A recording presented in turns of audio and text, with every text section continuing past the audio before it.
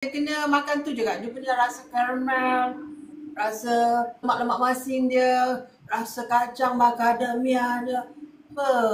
Sedap. Leka nak makan dia tu. Okey.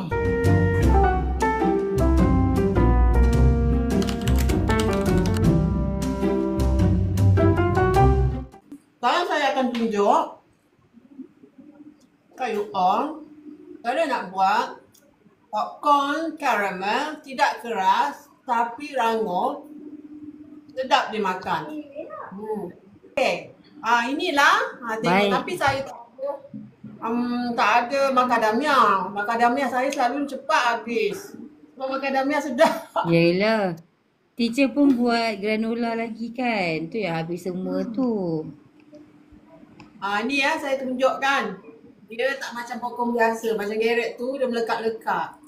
Macam ni lah rupa dia. Melekat-lekat. Caramel. Kiwi. Dia tak kurang. Sedap dan syok untuk menonton TV. Saya akan bagi beberapa tip kalau guna caramel brown sugar ataupun gula pasir. Ada beza sikit lah. Dan supaya you akan dapatkan rasa manis dan tekstur yang hampir sama.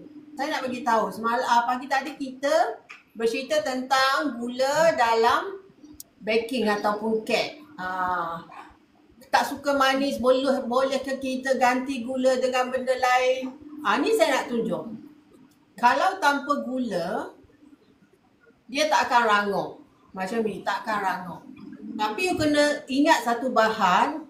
Kalau gula sahaja, dia akan jadi keras. Ada bahan lain yang membantu dia tidak keras walaupun dia crunchy.